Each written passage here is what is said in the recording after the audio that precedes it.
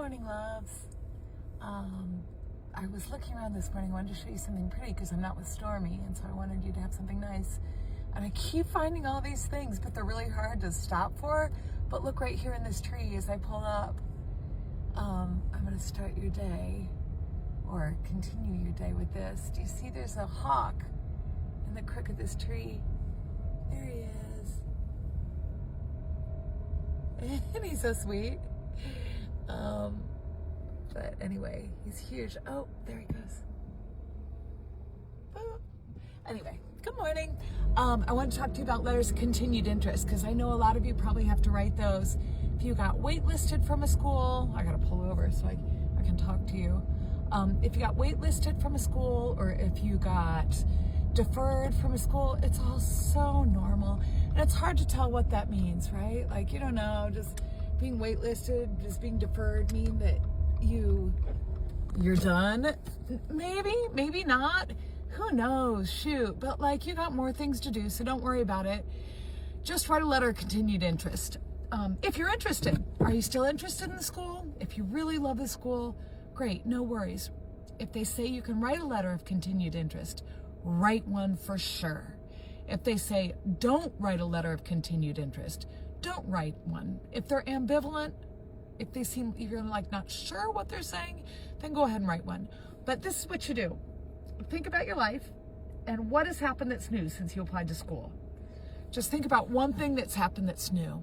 It can be, can really be a number of different things. One letter I'm thinking about is somebody wrote about, they made their own computer. That's kind of a big deal, right? Like, they got all these PC parts, but it wasn't just that he said, I made my own computer. I'm so smart. I made my own computer. No, he said, look, I think in a way that's different than other people. I accumulate information. So he wrote about how he read these whole manuals before he put it together, how he studied videos online, how he knew every single detail about it. He also talked about how he bought the parts, how he sold baseball cards. He sold Mike Trout cards, a lot of Mike Trout cards. He doesn't like Mike Trout, apparently. He sold a lot of those cards to get the money to buy the parts. And then he looked up a PC part picker. But he told a very, very, very, very specific story about how he built his PC and how he did it different than other people. He built it in like a couple of hours because he knew so much about it by the time he got there. So that's kind of a cool thing. He really understood what he was talking about, and that's how he works. He studies, and then he does stuff quick. And like, your process might be different. Another student wrote about this like gritted teeth furious project she did that was so hard, and you could just feel her gritting her teeth. But what have you done that's new? Maybe you put up an Instagram post that you really loved. Now, that might be a very normal thing to put up an Instagram post, but how exactly did you do it? Was there something that you look for? Like me, I'm always looking for pretty things to show people. Maybe I'm like a crow. I want to show you pretty things. And so that's something that I really have to investigate in myself. Like, why do I want to look for pretty things? Do I feel like I'm not enough and so I have to show you pretty stuff? Or do I feel like, gosh, I'm supposed to show you my face, but that feels uncomfortable for me, so I have to give you something maybe better or maybe not as good? I don't know. You have to think about who you really, really are. Like, what is it about you? If you liked something you posted on Instagram, what exactly did you like about it? Is there like a way you were holding your camera? Is there a way that the room felt around you? Like, what is it? Or like, I know a lot of people are doing a lot of weightlifting these days. I'm thinking about that because I'm going to lift weights. I love being strong. Now, talking about weightlifting, that might be something new you're doing since you last wrote your application. Might be something great for a letter of continued interest. But like, what is it about you and weightlifting that's very, very particular? Like, for me, I found out that I had to write stuff down.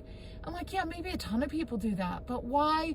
What is writing stuff down? Like, why is writing stuff down specific to me? And maybe it's because I like give myself breaks if I don't write things down. So writing is very powerful. It's a way that like words hold us accountable. So maybe you write about in your letter of continued interest, maybe you want to talk about weightlifting, but instead talk about how words on a page hold you accountable to yourself. You know, just get deep into who you are, and you can write about anything. Just write about yourself, right? Get deep into who you are and write about the very specific things that make you unique. Now, in these letters of continued interest, there's somewhat of a formula that you can use. First, thank your people. Oh my gosh, thank you for keeping my application around. I worked hard on it, and you're keeping it there. You saw something in me. Thank you. Thank them first. And then tell them why you love their school. That's the second thing. Why do you love the school?